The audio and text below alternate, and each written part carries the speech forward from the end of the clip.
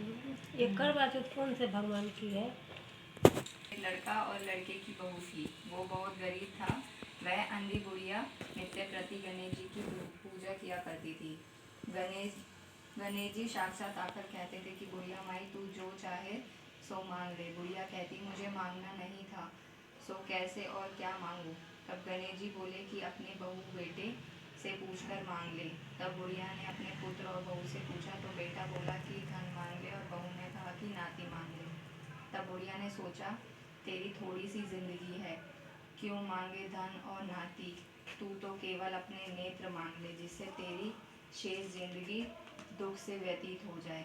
उस बुढ़िया ने बेटे और बहू तथा पड़ोसियों की बात सुनकर घर में जाकर सोचा जिससे बेटा बहू और मेरा सबका ही भला हो, वह भी मांग लूँ और अपने मतलब की चीज़ भी मांग लूँ। जब दूसरे दिन श्री गणेश जी आए और बोले बोल बुढ़िया माई क्या मांगती है, मेरा वचन है जो तू मांगेगी सो ही पाएगी।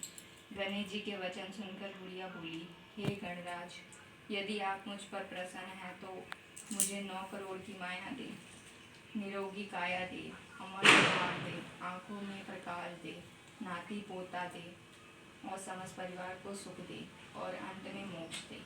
बुढ़िया की बात सुनकर गणेश जी बोले बुढ़िया माँ तूने तो मुझे ठग लिया। खैर जो तूने मांग लिया वह सभी तुझे मिलेगा। यूँ कहकर गणेश जी अंतर्ध्यान हो गए। हे गणेश जी, जैसे बुढ़िया माँ को मांगे अनुसार आपने सबको दिया, वैसे ही सबको देना और हम सबको भी देने की कृपा करना।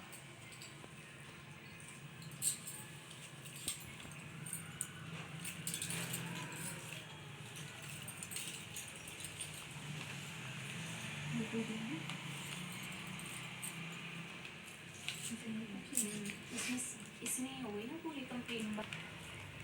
करवा चौथ का उजमन करने के लिए 13 जगह एक थाली के 4 पूरी थोड़ी सीरा रख लें। उसके ऊपर एक साड़ी 100 रुपये जितना चाहे रख लें।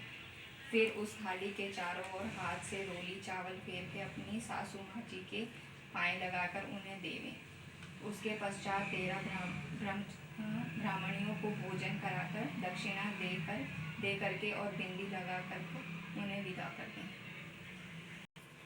इसकी कंप्लीट कहानी नहीं है इसमें। कार्तिक बदी चतुर्थी को करवा चौथ कहते हैं। इसमें गणेश जी का पूजन व व्रत सुहागन स्त्रियों अपने पति की दीर्घायु के लिए करती हैं। प्राचीन काल में द्विज नामक ब्राह्मण के 7 पुत्र और एक वीरावती नाम की कन्या थी। वीरावती प्रथम बार करवा चौथ के व्रत के दिन भूख से व्याकुल हो पृथ्वी पर मूर्छित होकर गिर पड़ी। सब भाई यह देखकर रोने लगे। तब जल से मुंह धुलाकर एक भाई वट के वृक्ष पर चढ़ गया। उसने छलनी में दीपक दिखाकर बहन से बोला कि चंद्रमा निकल आया। उस अग्नि के रूप में चंद्रमा समझकर दुख छोड़ वह चंद्रमा को अर्घ देकर भोजन के लिए बैठ गई। पहले कौर में बाल निकला, दूसरे कौर में छींक हुई और तीसरे कौर में ससुराल से बुलावा आ गया। ससुराल में उसने देखा कि उसका पति मरा पड़ा है। संयोग से वहां इंद्राणी आई और उन्हें देखकर विलाप करने लगी।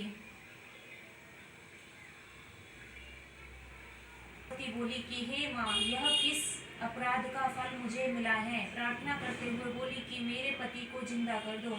इंद्राणी ने कहा कि तुमने करवा चौथ का व्रत बिना चंद्रोदय चंद्रमा को अर्घ दे दिया था, यह सब उसी का फल है। अतः तुम 12 माह के चौथ व्रत को करवा चौथ व्रत श्रद्धा और भक्ति से विधिपूर्वक करो, तब तुम्हारा पति पुनः जीवित हो उठेगा।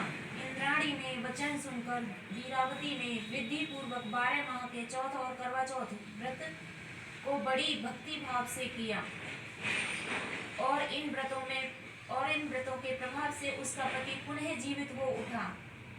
उसी दिन से यह करवा चौथ मनाई जाती है और व्रत रखा जाता है। हे माता, जैसे तुमने वीरावती के पति की रक्षा की है, वैसे ही हमारे और सबके पतियों की रक्षा करना।